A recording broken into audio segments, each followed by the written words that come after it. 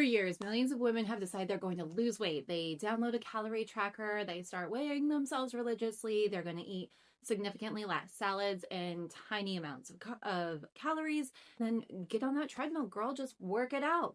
And it works for like a little while, but eventually the scale stops budging. What's going on? We're told that you just need to eat less, do more cardio, you're not working out hard enough. What if that advice was wrong? What if that advice came from decades of misunderstanding the female body when it came to fitness and that there's a better way? You weren't failing, you just had the wrong advice. Not because it came from a bad place, because it just hadn't been researched yet. Men and women were not into fitness in the very beginning. It was only men for a long time. It wasn't until the 60s and 70s that women started participating in marathons and strength training and joining gyms. For the longest time, it was only men that were researched. When women started getting into fitness, they applied the same principles that they had learned from their research with men. Progressive overload does work with men and women. A calorie deficit does work with men and women. Both men and women become stronger with consistent and proper training. Again, women weren't being studied. 80% of the studies is focused around and has been focused around men. Women are just harder to study, so it's more difficult for researchers to put that time in. Our hormones fluctuate literally every week of a given month. Because of that, researchers tend to focus on the men for their studies. It's just simply cheaper and easier. Plus, there are more athletes to study. As a result, an entire generation of females were following advice that was basically the same and studied based on men. Unfortunately, researchers found that females had higher stress fractures. They could have hormone issues and balances. They were more likely to suffer from under eating problems that YouTube won't let me say, overuse injuries. Women responded differently to dieting, recovered differently to training, lost body fat in patterns that modern research couldn't quite explain yet. Thankfully, scientists changed their question from how could females start training like men to how do women actually adapt to training? A much better question. We now know that hormones influence so much. I mean, recovery, appetite, metabolism, training adaptations, and body fat distribution are all influenced by the female hormones. We're also uncovering how stress, energy availability, and the menstrual cycle can affect performance that was overlooked for decades. Science is finally catching up. Hey, unfortunately, though, the old myths are still everywhere, despite the science finally knowing quite a bit more. Today, we're going to explore decades of male-centered research and how it influenced the female fitness advice that you likely received throughout your life. What scientists are currently discovering about female physiology. Why the most effective approach to training isn't about fighting your body. Instead, understanding it. It's finally time to understand us girls. Again, the fitness industry wasn't evolved overnight. It really only was introduced to females in those 60s and 70s when we started participating in more sports. Coaches all of a sudden had a new problem as they received these female fitness clients for marathons, weightlifting, joining the gym for the first time. How do we train these women? We have science on how to train men. How do we train the girls? The coaches, since they didn't have any science to understand it, applied the techniques that they knew at the time. What worked for the men, we'll try for the girls. They lose fat during a calorie deficit. They will respond to progressive overload training. Their heart's going to be healthier if we add some cardio in it. Problem solved. It's just it was missing a few details. Because there were holes in the research due to a lack of females, myths starting to fill in those holes. I'm sure you heard plenty of them. Eat less, do more cardio. Salads, don't lift weights heavy, lift light, be small. The idea spread through the magazines, TV, gym, everywhere. Eventually it became accepted as common sense. Until women started training seriously. Once there were enough females to finally study, researchers found some things they weren't anticipating. Females experienced more stress fractures than their male counterparts. Menstrual disturbances occurred over prolonged periods of dieting and intense training. And recovery for females followed different patterns. Performance fluctuated with our menstrual cycle. In essence, the scientists found that the fundamentals had not been wrong. Understanding how we adapt to those fundamentals as females had been incomplete. How do we apply the principles differently? The exhausting cycle that worked for some women and not others, you've heard time and time again. Cardio, eat less, move more. Eat less, move more. Cardio, cardio, eat less, move more. We've heard it. We know. We'll spend months in a deficit doing steady state cardio for hours each week. We feared building muscle, increased our carbohydrate intake to handle all of the cardio that we were doing. Our goal was always to track that counter on our cardio machine and burn the most calories possible. Unfortunately, what wasn't studied was a trade-off. Most of the time, through those extreme diets, muscle was lost in addition to the fat. Fatigue became normal and hunger increased. Your training performance slowly declined, and progress slowed, but the solution never changed. Most women burned out before eventually reaching their goal.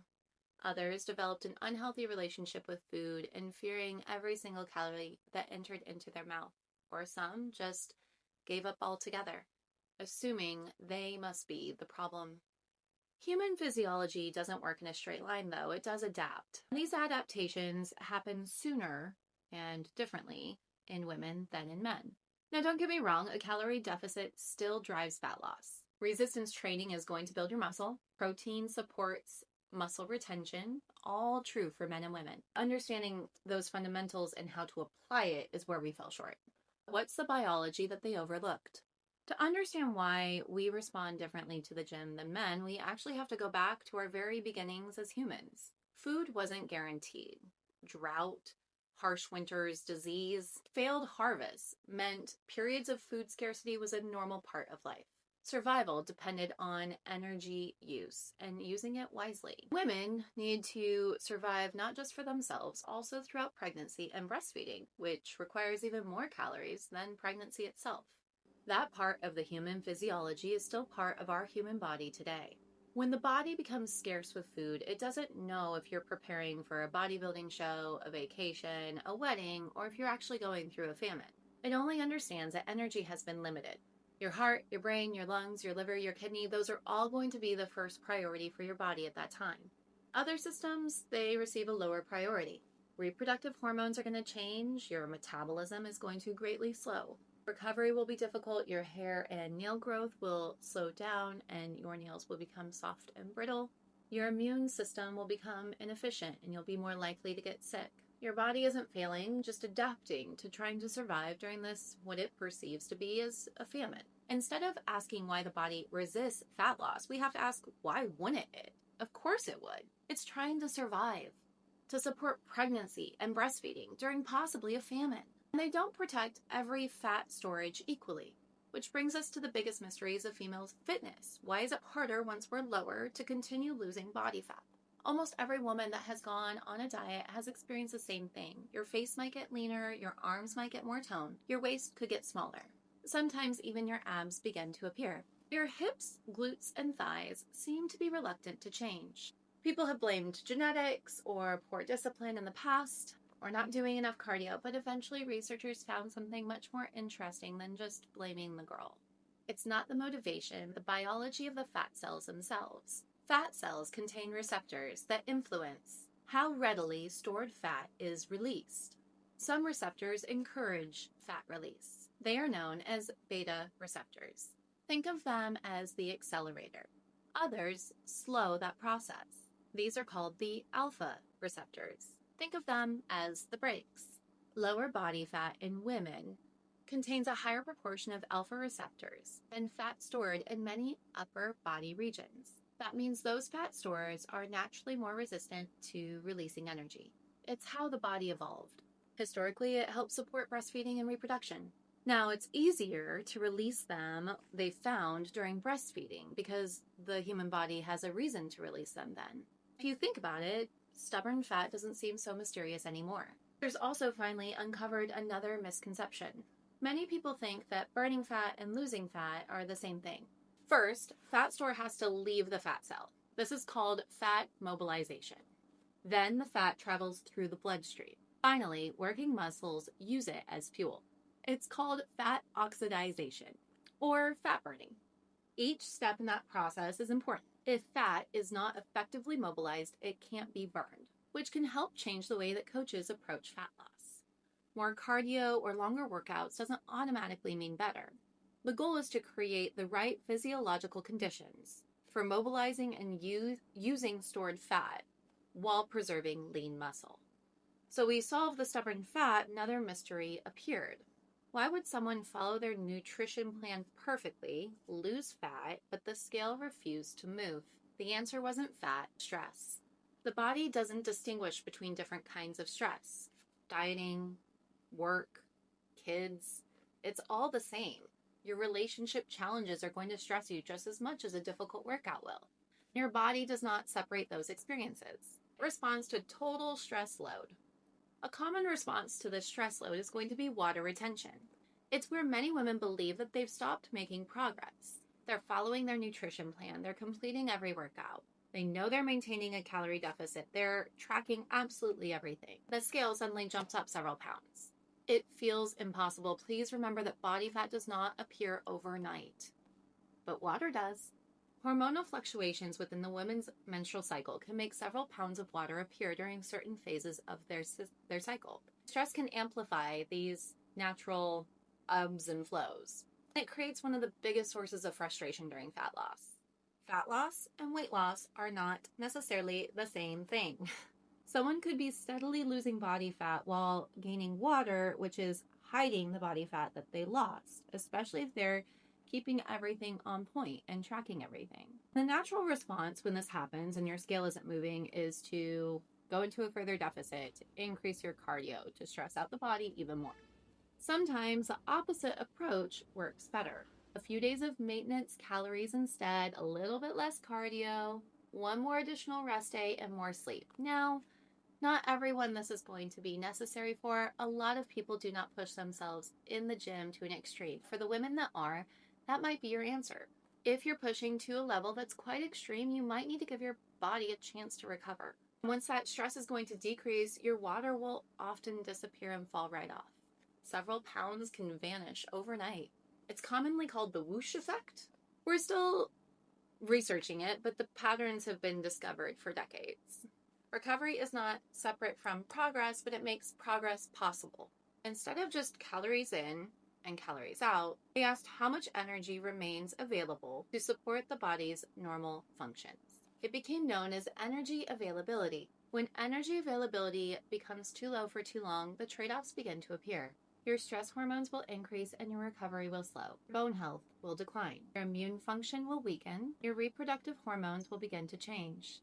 Over time, menstrual disturbances may even develop. It's not a sign that the body is failing. They're adaptive responses to limited energy. One discovery was that women experience some of these during a prolonged energy depletion faster than men. It doesn't mean that women can't lose fat. It means that we need a different balance between our training, our recovery, and our nutrition. Instead of asking, why isn't she working harder? Good coaches should be asking slightly different questions. Is she recovering? Is she eating enough to support her training? Is chronic stress masking the progress that she's already made? It's not that our bodies are working against us. It's working exactly like a healthy human physiology would work. It's trying to protect you. Now, how do we learn to work and find the solution? Recommendations are beginning to finally change. Thank goodness. The applications are becoming more precise. Not that the fundamentals are wrong. They still work. Progressive overload, calorie deficit, it still works. You can't outwork your biology. You need to work with it. A lot of the biggest changes has been the role of resistance training. For the longest time, women have feared looking bulky and avoided the weights out of that fear. I can't tell you how many clients of mine said that they want to be fit. They don't want to be bulky. I would tell them, well, if you want to be as muscular as me, that's likely not going to happen anytime soon. I've been training for a very, very long time, and this has taken a long time to build this much muscle. They'd look at me and say, you're not bulky. I lift weights. I have for years. I've purposely built a lot of muscle. So, I don't know. If you think this is bulky, this is a natural bulky after 20 years. Someone with good biology to put on a lot of muscle. I guess that's up for you to decide. You likely won't get this much muscle that fast unless you're like 1 in a billion, which they exist. It's 1 in a billion. What does resistance training do? helps preserve your lean muscle during that calorie deficit. It supports your bone health, improves insulin sensitivity. It increases your strength, contributes to a healthier body composition long term. It's the only thing that's proven to help with osteoporosis and Alzheimer's even. Muscle is not something that women should fear. It's one of the greatest predictors of long-term health and successful long-term fat loss. Thank goodness nutrition has evolved alongside the training. Instead of encouraging very low protein diets and a calorie deficit that would just stress your body out, your recommendations are now going to recommend the right amount of protein that you need. Protein helps your muscle recovery and your satiety. It's amazing. Do not be afraid of protein. It's not just for athletes or bodybuilders. It's one of the fundamentals for successful nutrition. Researchers have also changed the way they think about calorie deficits now. For years, it was lose fat as quickly as possible. Today, many smart coaches begin with losing weight on the least amount of calories possible that we need to cut. That allows us to not just simply lose weight, also to preserve your muscle. When you lose weight too quickly, you'll lose your muscle. It's why a lot of people that are on Ozempic that don't need to be and lose the weight quickly are losing their muscle. If you are of a heavier size and are on Ozempic and lose weight fast, you probably will slow down with that weight loss later on. Initially, you have a lot of muscle because you were carrying around a bigger body. If someone of a normal natural size starts using something like Ozempic and starts going into that extreme calorie deficit, they're going to lose a lot of that muscle. It's not going to be good for them when they get off the product. Your goal shouldn't be to just simply lose weight. You should preserve your muscle and maintain your training quality. You should support your recovery and make a plan that someone can sustain in the long run. You don't have to just do more. You need to do enough. You need to train enough to stimulate progress. This does mean you need to work out. Absolutely. This does mean you need to be in a calorie deficit. Absolutely. But should you do 3 hours of cardio and a 500 calorie deficit? No, probably not. You need enough consistency to let those adaptations happen over time. It's why I say one of the best recommendations, although I encourage people to lose weight, is not just lifting weights. Doing the workout that you will continue to do. It is better for you to consistently do whatever type of fitness you like over the long run than it is to do the ideal workout. And that means if the only way that you will work out is you go dance, then dance, girl. Make sure you're not cutting your calories too low. Cardiovascular exercise supports a healthy body. It has its place. It's going to help with your health and your endurance and your overall energy. And resistance training preserves your muscle. Nutrition is going to create the calorie deficit. Recovery allows the body to adapt. Each plays a different role. None should replace the other. In an ideal world, unless you won't do it, you'll just give it up because I told you your resistance train and you just still have your head against it. And I guess just do cardio. But in an ideal world, you'll do all of it. Hopefully. I really love resistance training. Please give it a shot. It's not scary. Recovery should be part of your plan as well. If you've been training for a long time, like me, it can be hard. I know. You don't want to take that rest day. Please do it. Because adaptation doesn't happen while you're lifting weights. Adaptation occurs with the recovery that happens afterwards. You're not building muscle during the workout. You're building muscle during the recovery from the workout. During diet breaks that are planned. During the rest days. During the active stretching days that you do instead. That's part of the progress that makes it all possible without feeling like you're just running in circles on a hamster wheel. The same principles apply to progressive overload. Building strength doesn't require every single workout to be progressively just insanely harder than the last one. But just gradually doing a little bit more with your body over time, whether it's increasing the reps during that time period, increasing the time period that you're lifting, or increasing the weight just slightly, or maybe taking a slightly smaller break. One additional repetition, a small increase in weight, better technique, more consistency. Progress is not created by one perfect workout. It's not going to happen.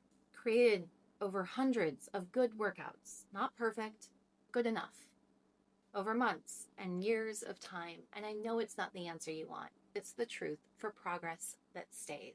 There isn't one perfect macro ratio. There isn't one perfect workout, not a perfect supplement. There isn't a shortcut, because even if you go on something like Ozempic, You're still going to be losing that muscle. You'll be right back where all of us started, even far worse with less muscle when you get off. Unless you're at a healthier, if you're at a healthier weight, please hear me. When I'm saying that, I'm saying if someone is on Ozempic that does not need to be on Ozempic. If you need to be on Ozempic, I highly recommend it. I think it's great. If you have hunger problems, the hunger food noise is too much, and you are overweight, being on Ozempic, if it's been recommended by your doctor, please do it. But if you are a healthy weight, please get off. Please talk to your doctor about getting off, because you don't need to lose anymore. You're healthy. You can do the rest yourself, slow and steady, and keep that muscle. Especially now that we understand how the female body adapts, I'm worried for you when you get off. Do what you want with your body and talk to your doctor and do what's best for you. I think all of this boils down to the future of females fitness is going to be into individualization. How your body recovers, how your body adapts, listening to your body, listening to your hormones. Do you need a rest day, or can you push because you have a little spike of energy today?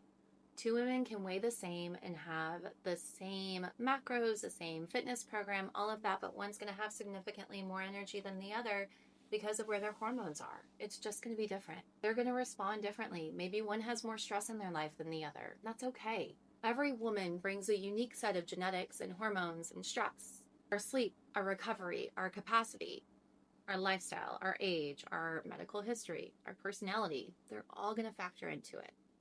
For example, many women have a spike of hunger, anger, frustration around a certain time of the month. Others perform really great during certain phases of their cycle. Some people notice very little difference between the different weeks. Neither experience is more correct than the other. They're just different, and your body is going to respond differently to your workout program than your friend because of this. So one thing to encourage you is to track your overall individual pattern over time. When is your performance the strongest throughout the month? When does your recovery slow? When does your hunger increase? When does water retention for you naturally rise? You can track that. You might be able to track the perfect workouts throughout the week. You could know when you need to schedule more rest days or lighter workouts, and when you can schedule some more intense ones because your body can handle it. And it's beyond training. Your life stress is going to matter too. Someone that's caring for young children is going to recover differently than someone that's sleeping for 8 hours a night. Some women benefit from hormone replacement therapy when under the supervision of a doctor. I know that I have.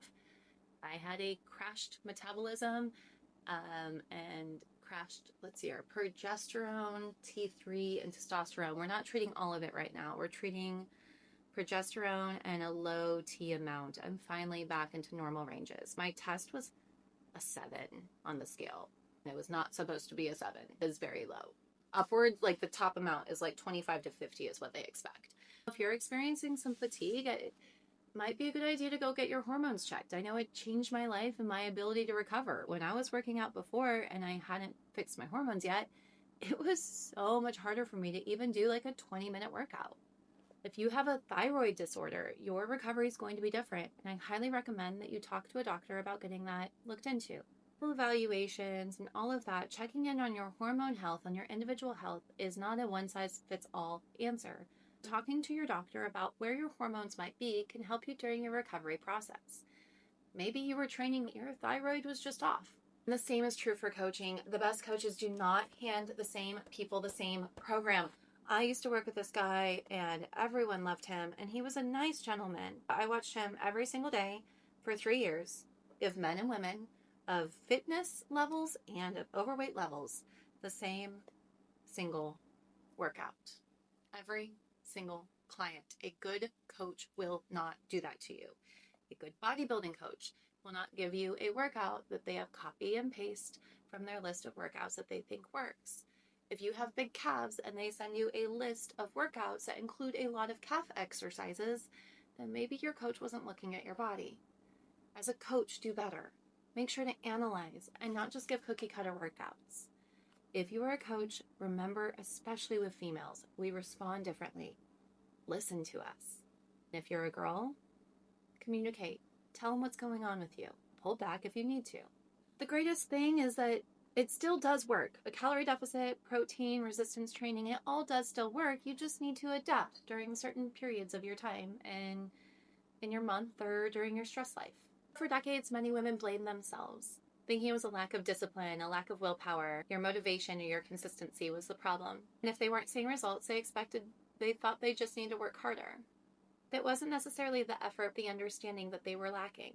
We've been following fitness advice that's been lacking in human female research. Thankfully, that research has expanded and our understanding has too. We're finally challenging long held assumptions that we've had about weight loss. Most coaches are realizing they need to move away from a one size fits all program. Finally, we're understanding that's something that's beautiful. Women are not just men in smaller bodies. We're women with hormones that fluctuate, recovery that changes, bodies that respond different to stress and energy and training. We deserve to be studied and understood, and to be listened to. The fundamentals of fitness remain remarkably consistent. A calorie deficit still will drive fat loss. Please don't go too low. Resistance training will build strength, and if you prefer to lift lighter weights, that's fine. Just make sure that your last rep really burns. It means you'll probably be lifting for longer because it's going to take a lot more reps. But that's up to you. Protein is going to support your muscle retention. Cardio will be good for your health. It's not the best way to lose fat. Recovery still allows adaptation. The future of fitness is not discovering a perfect workout or a perfect supplement. It's replacing general advice with individual coaching, changing our assumptions, and listening to our body. I'm Barbells at Bedtime, and I hope I taught you something. Like and subscribe if you liked my content. Give me a comment below and let me know what your favorite or least favorite part of this video was. Have a great day. Remember to work out today, even if it's just for a little bit.